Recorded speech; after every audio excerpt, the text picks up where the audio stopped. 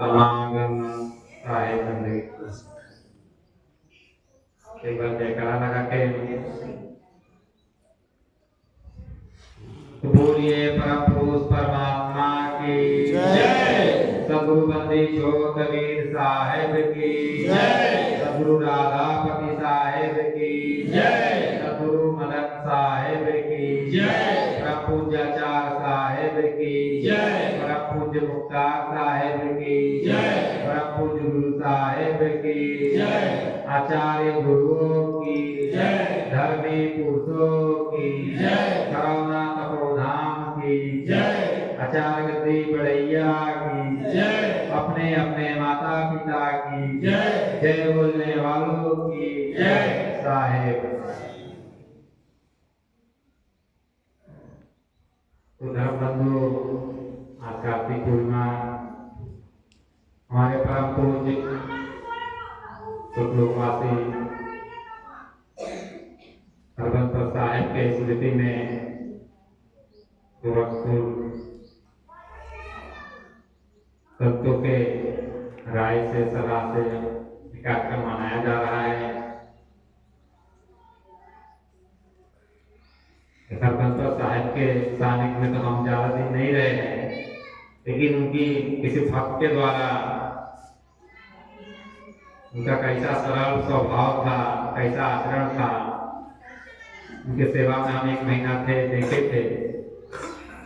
काफी उम्र होने के बाद अंतिम समय में सेवा में थे, तो उतना उनके वाणी वचनों का हमको लाभ नहीं मिला, लेकिन भक्तों के द्वारा जब वो पूर्व में थे तो बताते थे, आचार्य पद पे थे तो बताते कि देवरिया जिला के एक भक्त आए थे, तो बताते थे कि यहाँ पे कामकाज का अवस्था होता है, जैसे परिवार में भाई होते हैं, देवरान जेठान होते हैं, तो काम काज करते हैं, सबके सहयोग से काम होता है।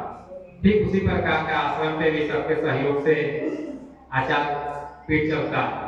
केवल आचार्य साहब की वजह से नहीं कि आचार्य साहब है उनको चल जाए, लेकिन आचार्य साहब को चलाने के लिए सबके सहयोग होता है।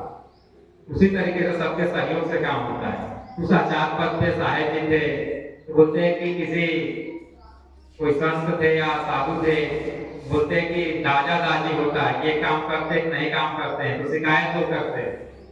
तो आचार्य साहब के पास कोई शिकायत करने आया, प्रभु हरबंसर साहब के पास कोई शिकायत करने का आया, साहेब जी देखिए वो काम करते नहीं है, इतना काम पड़ा है, वो काम नहीं कर रहे, सब काम कर रहे हैं, तो शिकायत करने आए थे। तो साहेब इतना सरल स्वभाव था, तो भक्त बता रहे थे कि साहेब कहते ऐसा करो भैया, तुम भी मत करो, तुम भी आराम करो।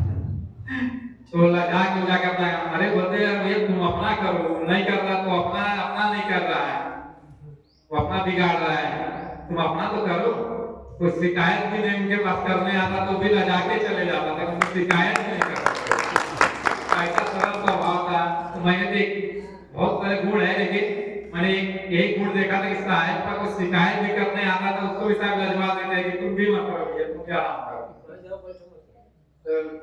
तो उनकी याद में, क्योंकि एक स्मृति थी कि चलो सबके हमका भी जीवन ऐसा होना चाहिए कि कोई समाज में काम करे, चाहे आश्रम पे हमारा गुरु भाई काम कर रहे कि नहीं कर रहे हैं, उसको मत देखिए हम आए हैं आश्रम पे तो हम अपना सेवा कर रहे हैं कि नहीं कर रहे हैं, अपना बना के जाइए। जैसे कहते हैं कि राम झरो, कैसे बोलते हैं कि झरोका है कि राम बैठ के देख रहे हैं, जिसकी जैसे चाकरी जिसको जैसा फल दे, तो वैसे सदगुरु अपने झरोके से देख रहे हैं कौन काम, जैसे सीसीटीवी कैमरा लगा हुआ है, साहब देख रहे हैं कौन क्या कर रहा है कौन नहीं कर रहा है। हमको किसको बताने का आवश्यकता नहीं, हम अपना फर्ज अदा करें। जैसे कहते जो जैसा काम करेगा उसको ऐसा बोलते सैलरी मिलेगी, वैसा हम सदगुरु के धाम में जैसा भजन साधन सेवा करेंगे वैसे ही हमारी प्रवृत्ति होगी। वैसे ही कि साहेब की स्मृति में शब्द था कि हम लोग अपने जीवन में अपने परिवार में भी दादा दादी ने कहे कि देवरान काम करे, जेठान बैठी है, सब कोई अपना अपना सहयोग से काम करता रहे, किसी का चुगली मत करे, किसी की ईर्ष्या मत रखे। तो आगे हम लोग सत्संग में आगे बढ़ेंगे। कहते हैं दया गरीबी दीनता तो भक्ति का मूल है, इतना गुण न हो तो बात बिन फूल है, बड़ा भया तो क्या करत अहंकार है, अरे पलटू मीठा खूब जल समुद्र खार। कहते हैं कि दया गरीबी दीनता तो भक्ति का मूल है, इतना गुण ना हो तो बात भी फूल है। तो कहते हैं कि हमारे अंदर भक्ति करना है तो सबसे बड़ा मूल क्या है कि हमारे अंदर दया होना चाहिए, करुणा होना चाहिए, प्रेम होना चाहिए। अगर हमारे दया करुणा प्रेम नहीं है तो भक्ति का आधार नहीं है, तो बताइए का आधार नहीं है तो इसकी इमारत कैसा खड़ी होगा, वो भजन साधन कैसा हम लोग कर पाएंगे। तो हमारे अंदर दया प्रेम होगा तो हमारा घर का भी काम, लोग परिवार में रहेंगे तो घर का काम सुचारू रूप से हो जाएगा, तभी ना भजन करेंगे। और घर में लड़ाई झगड़ा करेंगे तो भजन कर सकते हैं, आश्रम पाएंगे गुरु भाइयों में झगड़ा हो जाएगा तो लोग सत्संग कर सकते हैं। इसलिए हर जगह पे रहेंगे तो हमारे अंदर दया करुणा प्रेम होना चाहिए, तभी हम लोग के जीवन में भक्ति स्थापित होगा, हमारा जीवन सरल और सफल हो सकता है। नहीं तो क्या होता है, जैसे समुद्र का पानी इतना खारा है, ये किस काम में आता है। एक नमक, खारा नमक कोई बना लेता है, लेकिन एक मीठा जल होता है, कूप जल, उसको लोग पीते हैं, खेत की सिंचाई होता है, फल फूल उगता है, कितना काम में आता है। तो ऐसे बोलते हैं छोटा होता कूप जल लेकिन मीठा होना चाहिए। हमारे पास अच्छा धन है लेकिन हम दान नहीं करेंगे तो किस काम का धन, कोई काम का वो खारा है।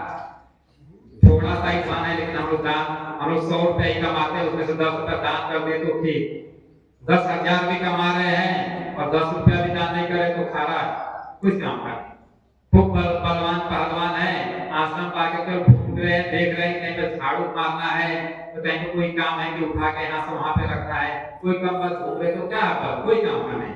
चाहे परिवार में हो बल है तो कोई काम का नहीं, किसी काम का नहीं हो बल, दिखावे के लिए थोड़ी बल कि खूब बढ़िया हमारा छाती फूला हुआ रहे, हमारा हाथ फूला हुआ रहे, हमारा जंघा फूला रहे, किस काम का, कि कोई काम ही नहीं करते हैं।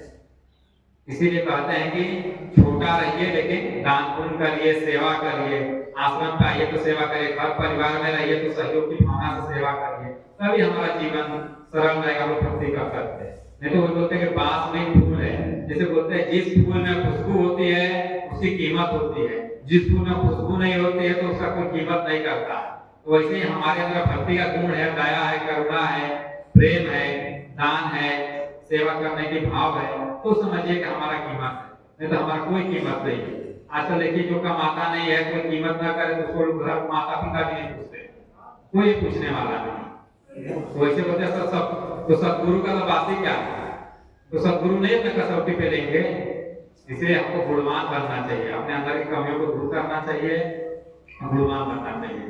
और देखिए आज कार्तिक पूर्णिमा है, आप सबसे एक प्रार्थना है, प्रार्थना के रूप में कि देखिए सदगुरु के हम लोग दरबार में बैठे हैं, एक सदगुरु है कि हमें कितना सारे अवगुण है तो भी वो हमसे प्रेम करते हैं, हमको अपने पद से गिरा नहीं रहे। कितने लोग हमारे अंदर अवगुण है तो भी हमारे मित्र हैं, हमारे परिवार से, हम परिवार से जुड़े हुए हैं, अपने समाज से जुड़े हुए हैं, तो 10 लोग 20 लोग 50,000 लोग जानते हैं। हमारे अंदर कमी है लेकिन हम जानते हैं, हमारा सदगुरु जानते हैं, लेकिन हमको अपने पद से गिरने नहीं दे रहे। तो ऐसे अगर हम उनके बच्चे हैं, उनके अंश हैं, तो हमें भी वही गुण होना चाहिए। तो हम लोग देखते हैं अपने गुरु भाइयों में थोड़ा सा एक तिनका भगा कोई कमी हो जाता है, कोई आचरण में कमी हो जाता है, कोई व्यवहार में कमी हो जाता है, संस्कार में कमी हो जाता है, तो हम उसको देख के उसे दूरी बना लेते हैं, उसे घृणा करते हैं। ऐसा नहीं होना चाहिए कि सदगुरु हमको नहीं ठुकरा रहा है और हम लोग अपने भाई को, अपने गुरु भाई को, अपने साधु समाज को ठुकरा लेते हैं, अपने अपने परिवार को ठुकरा रहे हैं। तो हम भी उसके अंश है, तो हमको भी अगर परिवार में किसी से गलती हो गया है, अपने गुरु भाइयों में किसी से गलती हो गया है, किसी व्यवहार संस्कार आचरण से, तो ऐसा नहीं कि हम भी उसके अंश है तो हम भी उसको क्षमा करके उसको सहयोग करें, उसको सहयोगे, उसको सुधारे, ना कि उसका तिरस्कार करके उसे दूरी बनाए। तो हमको भी ये चोला पहन कर कोई काम का नहीं है, भक्ति करके कोई काम का नहीं, बस दिखावा है। हम भी अगर सदगुरु के भक्त हैं तो हमें भी वही गुण होना चाहिए। वो क्षमा करके हमको दाना पानी भोजन सब कुछ दे रहा है, तो हम घृणा करके क्यों उससे दूरी बना रहे हैं। तो पाप से घृणा करिए, पापी से नहीं। वो जो करेगा वो भरेगा, हमको नहीं उससे घृणा करना है, सबसे प्रेम करना, उसका अवगुणों को नजरअंदाज करके उसे गुणों से प्रेम करके सहयोग की भावना रखना चाहिए। आगे धर्म बंधु मदन साहब का कितना सुंदर और सरल शब्दों में चेतावनी शब्द है। उसके सतगुरु कबीर साहब का साथी है। पाछे दिन पाछे गयो हरि से कियो नाहे, पाछे दिन पाछे गयो हरि से कियो नाहे, अब पछताए होत क्या जब चिड़िया चुग गई थे, राम नाम की लूट है लूट सके तो लूट, पाछे फिर पछताओगे जब प्राण जाएंगे छूट। तो धर्मबंधु कि बाद में पश्चाताप के सिवा कुछ नहीं रहता जीवन में। जब तक हमारे आंखें स्वस्थ है, हम अच्छे से देख सकते हैं, हमारे इंद्रिय स्वस्थ है, हम कुछ सेवा कर सकते हैं, चल सकते हैं, बोल सकते हैं, सुन सकते हैं, उसी में हम अपना भजन भी कर सकते हैं। नहीं तो ये सब इंद्रिय अगर नाकाम हो जाएगी तो गुरु कितना भी अच्छा उपदेश देंगे सुनाई नहीं देगा, उनका दर्शन भी नहीं कर सकते हैं, उनका कुछ सेवा कहीं हम तीर्थ स्थान पे जाना, गुरु दरबार में जाना, हम लोग जा नहीं सकते, हमारा पैर हाथ काम नहीं करेगा, कमर काम नहीं करेगा। इसीलिए जब तक जीवन का स्वस्थ है तो अपना भजन साधन का, सुमिरन का, भजन का विकास कर लेना चाहिए। इसी पे देखिए सदगुरु मनन साहब कितना सरल ढंग से चेता रहे हैं अपने शब्दों में। साहब कहते हैं तब तो हटा न माने मनुआ, अब काहे पछतावे रे, जब यम जालिम केस पकड़ ले, चले रहे मुँह भाई रे। साहब कहते हैं जब मैं कहता था तब तो किया नहीं, अब जब यम जालिम केस पकड़ ले चले रहेगा, जब वो केस पकड़ लेगा तब मुंह बार के चलना पड़ेगा, कोई सहारा नहीं होगा। वैसे भी देखिए किसी नारी का या पुरुष का सर पकड़ लिया जाए, उसका केस को पकड़ लिया जाए तो मुंह खुल जाता, कोई चारा काम नहीं आता। गैया भैंसिया को देखिए कितना भी छटपटा, उसका बस सिंह पकड़ लो तो फिर कोई काम नहीं आता, कहाँ भागा जाए क्या किया जाए, सब बल खत्म हो जाता। ठीक उसी प्रकार से जब काल भी हमको पकड़ लेगा, चतुराई धन बल विद्या सब इधर का कितने बड़े हम हैं कुछ पता नहीं चलेगा, कोई काम आने वाला नहीं, अहंकार कोई काम का नहीं। इसीलिए साहब कहते हैं नाना प्रकार का उदाहरण भी देते हैं समाज से जुड़ा हुआ। कहते हैं जब लगता पलो तन व्यापे, सको तो लो बढ़ाई रे, तापसे राने बाढ़ उराने, केतनो मारो ठेठाई रे। साहब कहते हैं उपमा देते हैं जैसे कि लोहार होता है, लोहे को गर्म करता है, उसमें गर्मी रहता है, लाल रहता है, उसका हथौड़ा मार के एक आकार देता है, हंसिया बना देता है, कुर्सी बना देता है और भी यंत्र बना देता है। लेकिन अगर लोहे की गर्मी खत्म हो जाए तो कितना भी हथौड़ा मारिए उस पर कोई असर पड़ने वाला नहीं, कोई आकार होने वाला नहीं है। वैसे हमारे जीवन में जब गर्मी है, हमारा शरीर स्वस्थ है, वो गर्म है, तो इस पे गुरु का हथौड़े के पास में जाके इसको आकार दे देना चाहिए भजन सत्संग सुमिरन। नहीं तो फिर कितना भी बाद में हथौड़ा मारेंगे कोई काम का नहीं होने वाला, पछतावा का कुछ नहीं होने वाला। ठीक उसी प्रकार साहब कहते हैं जब लगते दीप उजियारा, गुड़ी गाठ अलगाई रे, तेल ओराने दीप बुझाने, फिर क्या करो उपाय रे। साहब कहते हैं जैसे कि तेल होता है, दीपक होता है, उसमें उजियाला रहता है, प्रकाश रहता है, उसके प्रकाश में लोग अपना काम करते हैं। जैसे कि कोई रस्सी अगर उलझ गई है, उसके प्रकाश में हम लोग सुलझा सकते हैं, इस रस्सी को खींचना है, इसको ढीला छोड़ना है। नहीं तो अगर प्रकाश खत्म हो जाएगा तो पता चलेगा जिस रस्सी को खींचना है उसको ढीला कर रहे हैं, तो इसको ढीला करना उसको खींच रहे हैं तो और उसमें फंसते चले जाएगा। ठीक उसी प्रकार हमारे अंदर भी जब तक प्रकाश है, हमारी चेतना है, अच्छी है, हम देख सकते हैं, सुन सकते हैं, सेवा कर सकते हैं, उसी प्रकाश में हम अपने गुरु के पास जाके सुमिरन भजन का रास्ता करके अपना साधन भजन करें। साधन भजन करेंगे तो हम भी एक चेतन है, जड़ है, इसमें क्या उलझा हुआ है उसको अलग अलग करके देखेंगे।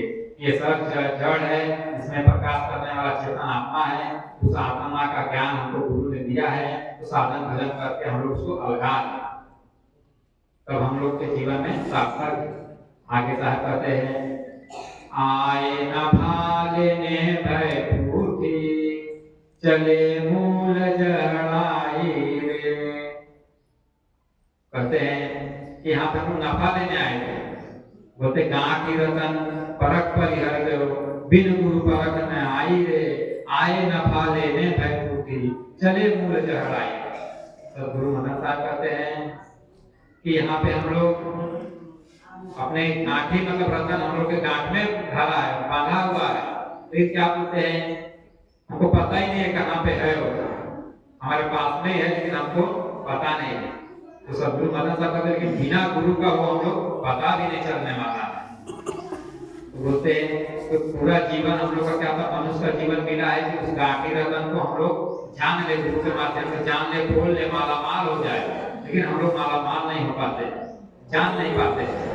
उसीलिए धर्म बंधु को पलटू साहब भी कहते हैं, पलटू ये बनिए के हाथ सौदा करने आए, सज्जन रहा तो सौदा चौक ना किया, मूर्ख मूर्ख गवा। ये जो सज्जन रहते हैं, भक्त बन जाते हैं, सुमिरन भजन करते हैं, तो अपने मनुष्य जीवन को चौगुना करके जाते हैं, अपने जीवन को सार्थक कर लेते हैं। वहीं पे जो मूर्ख रहते हैं, साधन भजन नहीं कर पाते, निगुड़ा रह जाते हैं, तो अपना मूल को भी गवा देते हैं। जैसे कहा गया है, बड़े भाग्य मानुषन पावा, असुर दुर्लभ सत ग्रंथन गावा। ये मनुष्य का जीवन रतन धन है, इसको गुरु का ज्ञान से चौगुना कर लीजिए, नहीं तो इसको जैसे कि जुआ में हार जाता है, मूल हम लोग चौगुना कर, जुआ खेलते हैं तो चौगुना हो जाए, लेकिन क्या होता, हार जाते हैं तो मूल भी चला जाता है। उसी तरह मनुष्य का जीवन है कि गुरु के ज्ञान से इसको चौगुना कर लीजिए, नहीं तो ये कौड़ी के भाव चला जाएगा। अपने अंतिम पद में साहब कहते हैं, जो कुछ किया किया जो अजहू अबहू, जो कुछ किया किया जो अजहू अबहू करो उपाय रे। मदन बिना जो कुछ किया किया जो अजहू अबहू कहाँ कमाई रे। मदन साहब कहते हैं, अभी तक जो कुछ किया तो किया, लेकिन आज भी अगर तुम चाहो तो मैं आपको मुक्ति दे सकता हूँ, आपको परम धाम में कल्याण का रास्ता बता सकता हूँ। अगर आप लोग करने के तैयार हो तो मैं आपको एक पलक में ये बंधन से छुड़ा सकता हूँ। ऐसा मदन साहब अपने शब्दों में बताते हैं। तो धर्म बंधु पर ये जीवन का अगर भजन नहीं करेंगे, सत्संग में सुमिरन ध्यान नहीं करेंगे, तो हमारा जीवन में पश्चाताप के साथ कुछ हाथ आने वाला नहीं। उसी एक छोटा सा दृष्टांत आता धर्म बंधु की पश्चाताप पे। कहते हैं कि भौतिक संसार के जिस दुनिया में हम लोग भूल जाते हैं और पूरा जीवन सत्संग भजन सुमिरन नहीं करते हैं, बुढ़ापा आ जाता है, तब पता चलता है कोई काम का नहीं, सब छोड़ के जाने वाला तो काम किए, जो लेके जाने वाला तो काम हमने किया ही नहीं है, तो पश्चाताप के सिवा कुछ हाथ नहीं लगता। उसी पे छोटा सा दृष्टांत आता धर्म बंधु कि बरसात का मौसम था, नदियां कम तूफान पे आ जाती है, उसमें कहते हैं मछली का जोड़ा था, नरमा, वो पानी से बहते हुए धान के खेत में चले जाते हैं। जब पानी एकदम लबालब भर जाता है तो पानी ऊपर से बहने लगता है, तो मछलियां धान के खेत में चली जाती है, जो आसपास में धान का खेती रहता है उसमें चली जाती है। उस धान का खेत भी तैयार होता है, कुछ धान नीचे गिरा होता है, तो मछलियां उसको खाती है, उसको बहुत अच्छा लगता है। उसमें का जो नर रहता है वो चतुर चालाक रहता है, जानता है कि जो बाढ़ का पानी है ज्यादा दिन रहने वाला नहीं है, ये पानी सूख जाएगा तो बहुत दिक्कत हो जाएगा। तो मछली को कहता है कि चल चलो, लौट चलो। तो बोलती है कहाँ लौटने की बात करते हैं, अपने देश में लौट चलो, मतलब गहरे पानी में लौट चले, यहाँ पे रहना ठीक नहीं है। तो माधा मछली जो रहती है उसकी पत्नी रहती है, बोलते हैं कहाँ लौटने की बात करते, इतना माल पड़ा है, गजा है, जाने की बात करते हो, कितना दिक्कत परेशानी होगा, तो चावल गिरा है, खाना चाहिए आपको, तो आप जाने की बात करते हो। अरे पगली लौट चल, नहीं तो बहुत दिक्कत हो जाए, पानी सूख जाएगा। अरे मरने की बात करते, सूखने की बात करते हो, इतना माल पड़ा है, उसको माल पे ध्यान, वो चलने की बात करता है, वो रहने की बात करती है। तो क्या करेगा? जब पत्नी नहीं समझती है तो पति बोलता है जाओ भैया तुम रहो, हम ही चले जाते हैं। पति अपना चले जाते हैं गहरी गगन में, मतलब पानी की गहराई में अपना चले जाते हैं। तो बहुत दिन के थोड़ा एक महीना बीतता तो पानी सूखने लगता है, फिर छोटा सा गड्ढा रहता है तो वहीं मछली पड़ी रहती है। एक बगुला आता है, बगुला का शिकार मछली, मछली को पकड़ देख के खुश हो जाता है, पकड़ता है चोंच से और वहीं को उसको लगता है मारने। और जैसे जैसे चोंच को मारता है वो उसको अपने पिया का याद आने लगता है। तो कहती है वो दिन गया वो घड़ी गई, वो पिया गए गहरी गगना, जितना न सहे बगुला के चोट उतना सहे पिया के वचना।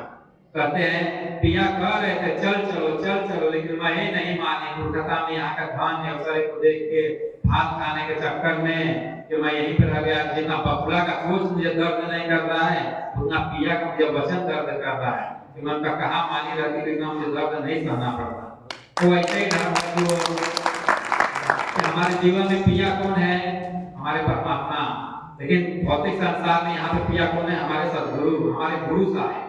हमको गुरु संदेश देते हैं, हे भक्तों ये भौतिक संसार में मत रहो। तो अरे गुरु जी इतना अच्छा मकान है, दुकान है, पति है, पत्नी है, ये सब है, अभी कहाँ पे ऐसा भजन अभी और करेंगे आगे तक ऐसा कहते रहे काल। तो अरे नहीं समय नहीं है, बहुत दिक्कत हो जाएगा, पश्चाताप करने होगा। वही समय आ जाता बुढ़ापा के वहाँ भजन ही नहीं हो पाता, दिखाइए नहीं देता, सुनाइए नहीं देता है। तो वैसे ही हम लोग को मछली के जैसा नहीं पिया सदगुरु कहते हैं तो वही समय पे भजन साधन करिए, सुमिरन ध्यान करिए। अगर हर काम कर सकते हैं तो भजन का भी फूल उसी में बांधिए, उसी में वो भी काम करिए।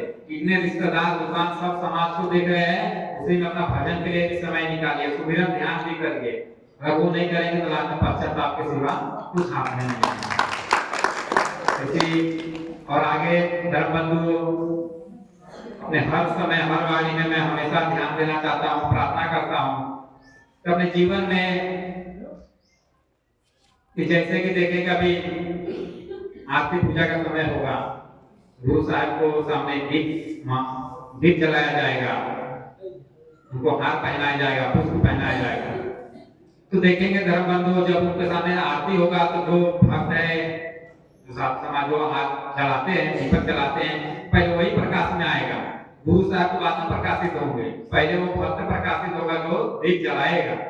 वो जो फूल देखिए, जो भक्त उनको फूल पहनाएगा, पहले भक्त के हाथ में फूल जाएगा। गुरु जी के आचार साथ गले में तो बाद में जाने वाला, पहले भक्त के हाथ में फूल आएगा, पहले उसको खुशबू देगा, तब गुरु जी को बाद में खुशबू मिलता है। उसी तरह के धर्म बंधु पहले हम किसी को भी खुशियां देंगे, सेवा देंगे तो पहले हमको ही वो सेवा छूने वाली है। वो जिसको सेवा देंगे उसको बाद में छुएगी, पहले आपको ही वो सेवा देगा, आपको सुंदर करेगा, पवित्र करेगा, निर्मल करेगा। उसी प्रकार जैसे को होली का भी देखिए त्योहार है, किसको रंग भी लगाते हैं तो रंग किसको पहले लगता है? पहले जो लगाता है उसी को रंग लगता है, लगाने में जिसको लगाया जाता है उसको बाद में लगता है। उसी प्रकार से कीचड़ भी होता है धर्म बंधु, कीचड़ भी किसी को लगाते हैं, किसको गाली देते हैं तो पहले हमारे ही दिमाग को खराब करती है, हमारे मुंह को खराब करती है, हमारे जीवा को खराब करती है, हिंसा करते हैं। उसी प्रकार कीचड़ भी किसको लगाएंगे तो पहले हमको ही कीचड़ लगेगी। इस बात को ध्यान देते हुए जैसा हम करेंगे वैसा ही पाएंगे। तो अपने जीवन में सेवा करिए, दूसरे को आशीर्वाद दीजिए, प्रशंसा करिए, निर्मलता पवित्रता का भाव रखिए, एकता का भाव रखिए, आपका जीवन सरल और सफल है। उसी पर हम लोग भक्ति कर सकते हैं, अन्यथा हमारे जीवन में भक्ति नहीं हो सकती। तो बोलिए सद्गुरुदेव की जय।